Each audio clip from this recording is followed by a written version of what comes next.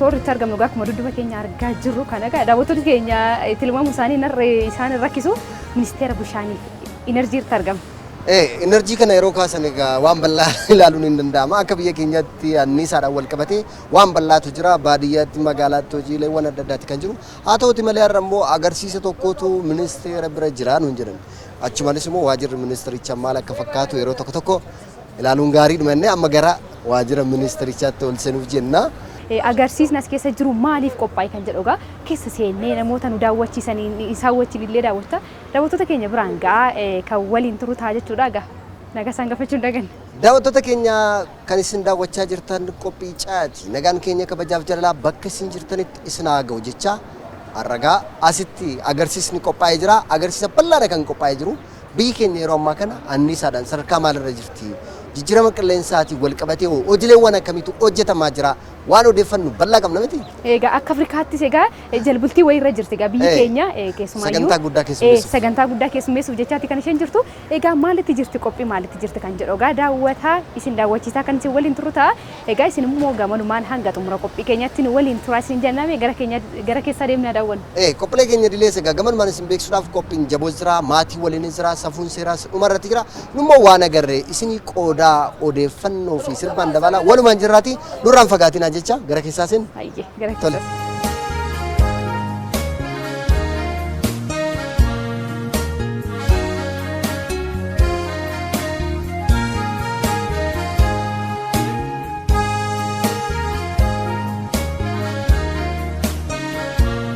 Baga nagaan dhuftan. Akkam jirtu? Nagaa jirtu. Nagaa keessanii? Baga nagaan dhuftan. Baga nagaan jirra. Eenyu isiniin jedhu daawwattoota wal baraa.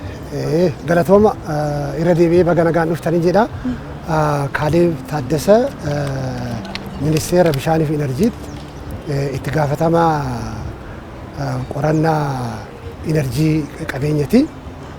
Akkuma agartan seensarraa jalqabdanii naannoo kanatti akkuma ilaaluuf yaaltanitti egzibishinii guddaa qabna.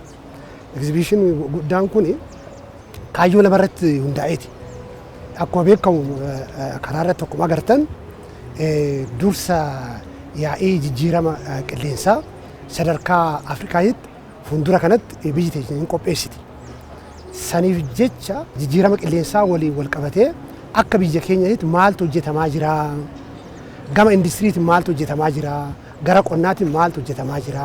Risoorsii qabnu dandeettii qabnu qindeessine akkamitti haala gaariidhaan achitti haala hawwataan Itoophiyaa bakka bu'uun akkamitti akka qopheessuu dandeenyu asirraa barannee risoorsii keenya saniif qopheessuudhaaf of qopheessuudhaaf kaayyoon lammaffaa. Kaayyoo lamaan kanarratti hundaa'ee egzibishiniin kun qophaa'e. Egzibishinii kana keessa waan bal'aa jiran egaa waan baay'ee daawwachuu dandeenya. Seenne ilaalla. Adeemu. Hayyee.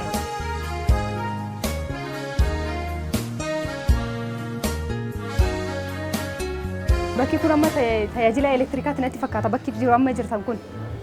Dhugaadha. Akkuma asitti ilaalaa jirtan dhaabbanni kun dhaabbata tajaajila elektiriika Itoophiyaati. Akkuma beekamu dhaabbanni tajaajila elektiriika Itoophiyaa hojii baay'ee dalaga haga mana keenyatti baadiyyaan jedhu magaalaan jedhu tajaajila guddaa kennaa kan jirudha. Egaa akka carraa ta'ee waa'ee dhaabbata isaanii irra jiran bal'inaan akka isin ibsan gara isaanii isin haa himu. Maqaan koo Alamuu Kifileen jedhama. Kan inni dhufe humna tajaajila Itoophiyaatiidha. Humna ibsaarraatidha. Siistemii soolaariin kan hojjetu soolaar paanaalii jedhama. Fakkeenyaaf akka dhaabbata keenyaatti bakka fagoo ta'an fakkeenyaaf bakka fagoo ta'an irratti baadiyyoota fagoo magaala irraa fagaatanii jiran irratti ibsaa bifa kanaan kenninaaf jechaadha.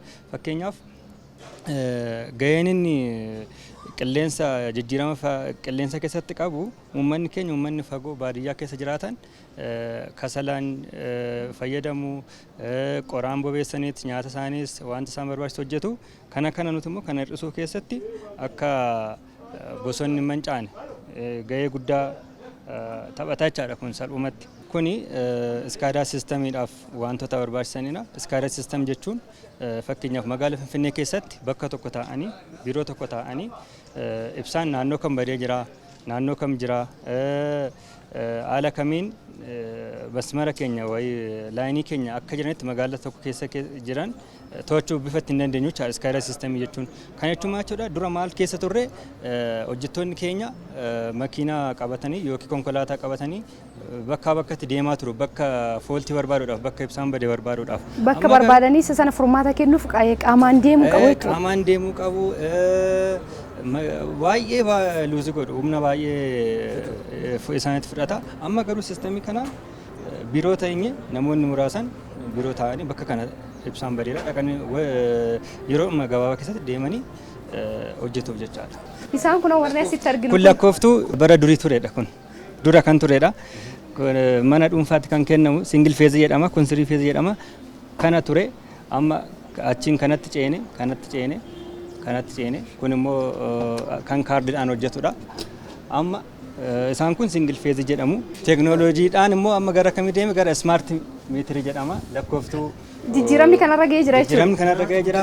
Fakkeenyaaf amma isaan achitti ilaalle qoxaarii kan dubbistuu kan dubbisu nama ergina mana namaatti. Mana namaatti. Agama akka namarratti lakkaa'e. Agama akka fayyadame manatti ergina namatti ergina. Mana jireenyaa namootaatti ergina. Amma kana garuu smaart meetirii kana fayyadamne biiroo teenyetti maamilli keenya biiroo teenyetti qarshii isaatiin erginaa fi bilbilummaan bakka jiru teessattuu bakka jiru. Amma isarratti lakkaa'e lakkoofsa kanaan erga bareetee kaffaltii isaallee karaa siistemaatiin kaffalachuu danda'a jechuudha. Siistemaatiin kaffalata. Manuma isaa ta'ee bilbila isaatiin kaffalata. Bakki itti argamnu kun bakki lammaffaatti argamneeti kan jiru bakki argamnu kun bakka maaliiti? Bakkiin amma ilaalaa jiru kun kan tanaan dura asii achi mul'atan kanarraa kan lamuurraa adda wanni isa godhu akkuma ilaalaa jirtan kana elektirooniksii adda addaa kan moofa'ee iddoo adda addaatti tajaajilaan ala ta'ee gatame walitti qabanii hin suphanii kan suphamee gara tajaajilaatti kan galuu danda'u suphaniit gatii madaalawaan uummataaf gurguru. Meeshaalee elektirooniksii adda addaa keessattuu amma baadiyyaa yoo deemtan har'a baatirii ampooliin adda addaa moobaayiliin adda addaa kan faayidaan ala ta'an iddoo maratti gatamanii faalama qilleensatiif rakkoo guddaa uumaa jiru.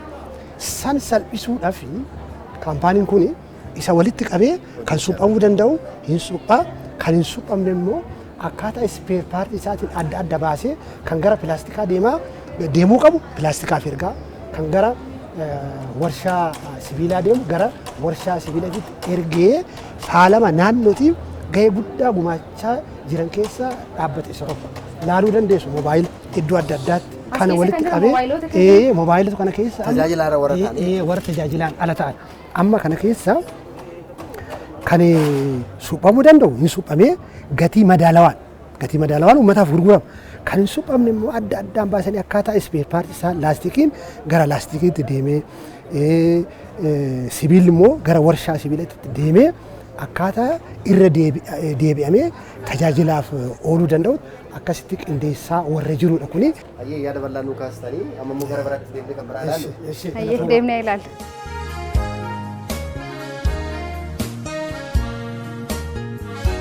Waxii hojjedheetanii laaqana isin affeera jechuudha. Maaliin hojjetamu? Kuni humni ibsaas hin jiru maaliin hojjetamu? Aduurraa hojjetamu. Waan haala addaa ta'e meeshaa baay'ee ammayyaa induction stoovii jedhama. Haaluma salphaadhaan enerjii salphaadhaan magariisummaan baay'ee kan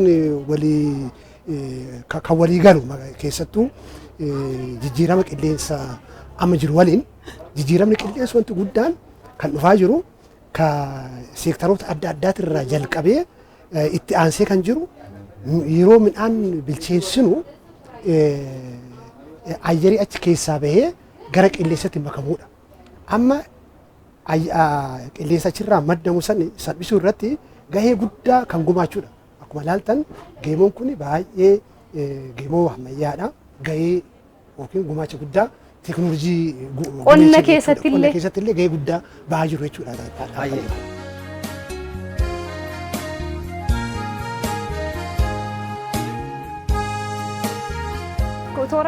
Toorri kun amma soolaar hoom siistem jedhama. Televezyiinii irraa jalqabee haala adda addaa tajaajila mana keessa jiru tokkoof akkamitti akka sarvii godhuu kan danda'u home system kan jedhamu kun iddoo tokkotti. Jijjiirama qilleensaa addunyaan ittiin qoramaa jirtu biyyi keenya kan qoramneef illee gahee guddaa akka qabu nama agarsiisa jechuudha. Egaa waan bal'aa nu agarsiistaniitu waan baay'ee daawwanneerra garuu daawwannaan keenya illee ammayyuu itti fufa.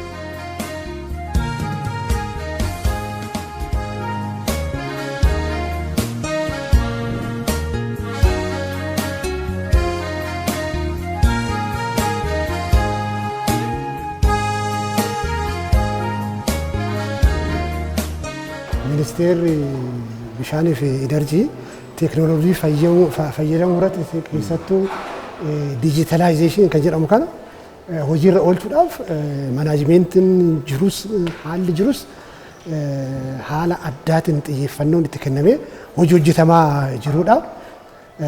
Akkuma ilaaltan iskiriinii adda addaa kana keessatti jijjiirama qilleensaatiin wal qabatee enerjiin maal akka gumaachaa jiru. Miti isaa amma fuulduratti gaggeeffamu illee agarsiisa. Isa agarsiisaa jira. Agarsiisuu qofaa miti keessattuu akka ministeera bishaanii fi enerjii irratti faalama qilleensaatiif jijjiirama qilleensaa addunyaa amma qoraa jiru kana gumaacha maal akka gumaachaa jiru akka biyyaatitti isa agarsiisuudhaaf hojii adda addaa hojjetamaa jiru. Iskiriinii kanatti kan ilaalaa jirtan. Wantoota iskiriinii kanatti argaman wantoota qilleensa faalan wantoota uumamaan naannoo keenyatti argamu haala kanaan haala iskiriinii kanarratti argamuun yoo fayyadamne qilleensa qulqulluu argachuu dandeenya waan jedhu agarsiisaa waan jiru fakkaata. Sirriidha dogongora tokko malee. Akkuma asirratti ilaalaa jirtu fakkeenyaaf soolaa humna aduurraa qofa yoo kan jalqabu ta'e. Waan qabatamaan alatti ilaallee dhufne sanuma asitti argaa jirtu. Amma aduu qofarraa fayyadamnee mancaatii bosonaa akkamitti akka hir'isuu dandeenya. Balaa ibiddaa akkamitti balaa ibiddaa isa qofaa miti nyaata qulqulluu akkamitti bilcheeffataa akka jiru.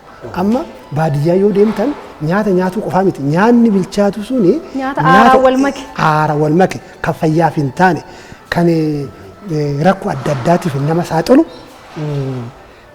san waan ta'eef isarraa akkamitti akka uummanni keenya baraaramuu danda'u agarsiisaa jira jechuudha kun teekinooloojii haaraati.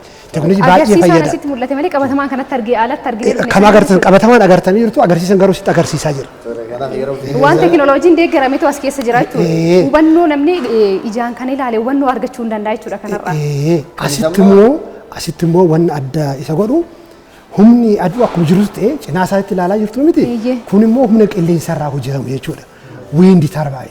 Keessumayyuu bakka gammoojjii ta'anitti bakka qilleensa ho'aa qabanitti. Bakka qilleensi ho'aa jiru qofaa miti bakka qilleensi sirriitti bubbisu saffisni isaa meetira par sekondii 5 fi hanga 10tti iddoo jiru. Fakkeenyaaf Adaamaa agartan Adaamaa faarmituu kan jedhamu achirraa humna anniisaa maddisiisaa jira jechuudha. Isa kan akkasanitti humna qulqulluu maddisiisee qilleensa qulqulluu irraa kan madduu jechuudha. Ministeerri bishaanii fi enerjii hojiin isaa kana qofaa miti jechuudha. Kan abdii lammii mara keessatti hore. Ka lammii keenya walitti qabe dhugaa jijjiirama kan hin jedhes akka addunyaatti kan galmeessine Adawaa isa lammaffaa kan jedhamu injifannoo lammaffaa injifannoo lammaffaa sirriidha. Akkasitti ibsamu baay'ee namatti tola. Amma innis amma eebbisaa fulbaana dhufu akka ta'u hin beektan warri miidiyaa. Egaa marti keenya achirratti wal agarre dhugaa hawwii guddaadha. Achirratti rivaanii waliin murraa akkuma asirratti agartan haaromsi haaraa kuni akkuma biyyaatti hidhi haaromsaa kuni akkuma biyyaatitti enerjiin inni biyyaaf dhiyeessu baay'ee olaanaa. Yaa humnuma maddisiisa jennee akkasitti yaallarraa taphatuu hin dandeenya teenyee.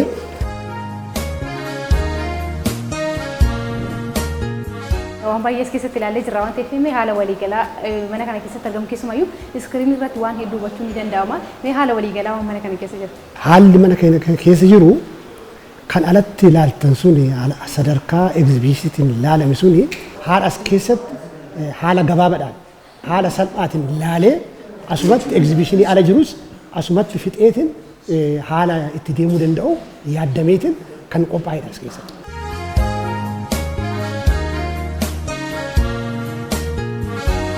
Akkuma laalaa jirtan waajjirri keenya kuduraa fi muduraa adda addaa oomishuudhaan keessattuu kallattii akka mootummaattis kaa'ame qonna magaalaa milkeessuudhaaf asitti hojjettoonni yeroo boqonnaa isaaniitti fayyadamaa akkuma laalaa jirtan kan kuduraa fi muduraa asii fayyadamaa jiru. Kun qosxaa jedhama.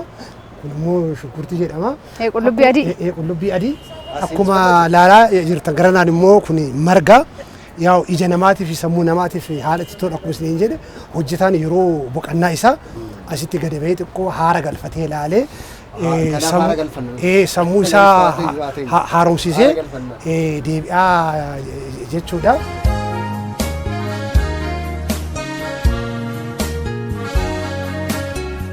Asitti bishaan qabeenya bishaan lubbuudha dhamaa jiran maayyuu. Lubbuudha.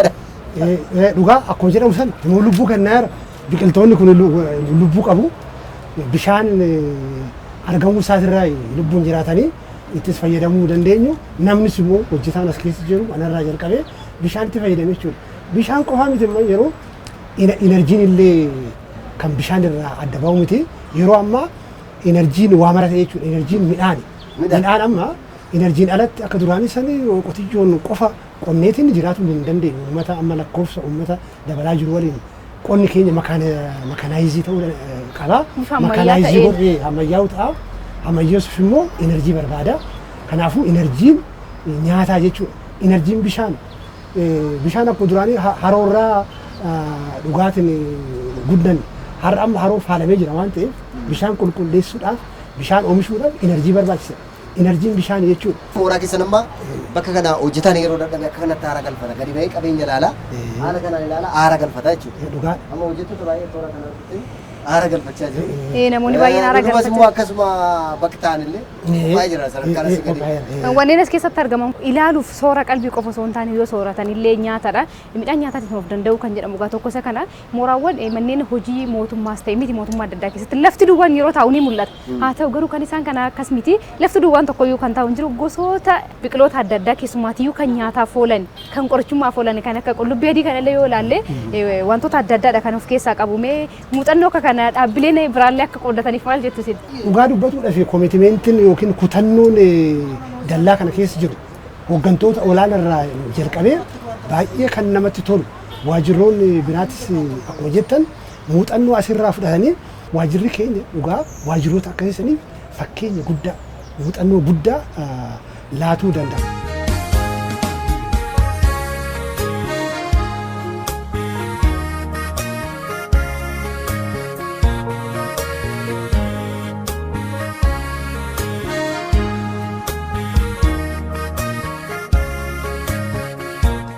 Mee xiqqoo waan dadhabne waan ta'eef asitti immoo xiqqoo haara galfannee waliin waan jiru nuu taphannaa kootta haara galfadhaa mee.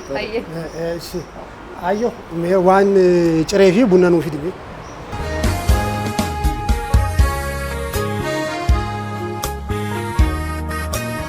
Galatoon.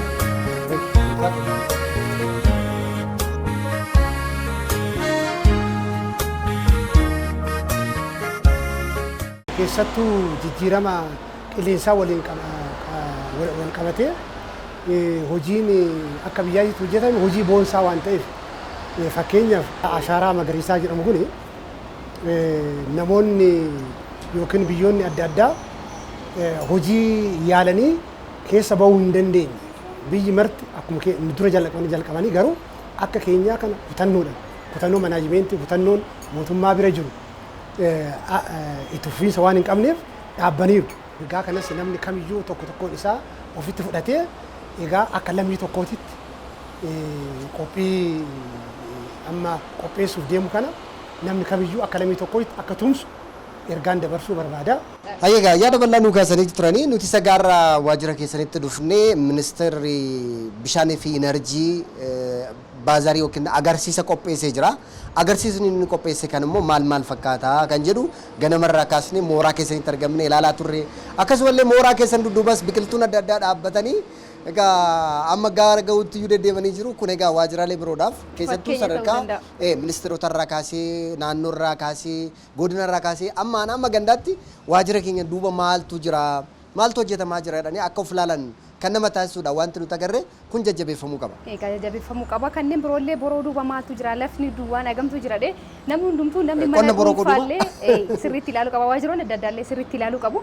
Egaa sagantaa keenya kanumaan goolabne. Egaa isinis yeroo keessan nu laattanii waan baay'ee nu daawwachiistanii waan baay'ee nu agarsiistanii maqaa daawwattoota keenyaatiin ulfaadhaa galatoomaa isiniin jenna. Galatoomaa illee jiraadha hin badinaallee nuti deddeebi'aa akka yaada walii jirru akkanumatti waliin haa hojjennu. Daawwannaan keenya irraa akkam? Daawwannaan keenya irraa waan bareedaadha keessumaatti yuuga ministeerri bishaanii fi enerjii hojiiwwan inni hojjetaa jiru keessumaatti immoo gaa hojii manee fuula isaa dura jiru gaa akka Afrikaatti hojii manee tokko qabdi akka Afrikaatti immoo hojii manee of harkaa qabdu kana haaldureedhaan of qopheessaati kan isheen jirtu gaa mooraa isaanii keessa agarsiisa baazaarii sana wal qabatee qophaa'ee daawwannee akkasuma mooraa isaanii keessa biiroo isaanii illee deemnee meeshaalee teekinooloojiitiin deeggaraman keessuma haala jijjiirama qilleensaa irratti jijjiiramoota dhufuu danda'an akkamiin immoo qilleensa keenya to'achuu dandeenya waan jedhu waan baay'ee ilaalaatii kan nuti turre daawwannaa hedduu namatti tolu. Nutis daawwannaa keenya gamalmaan xumurreetti kan nuti jirru qophii kanneen egaa jalqabaa kaasee seen daawwachiisaa si waliin kan ture lalistuu fi qaaduu fi ifaa dalisaa turre nagaatti.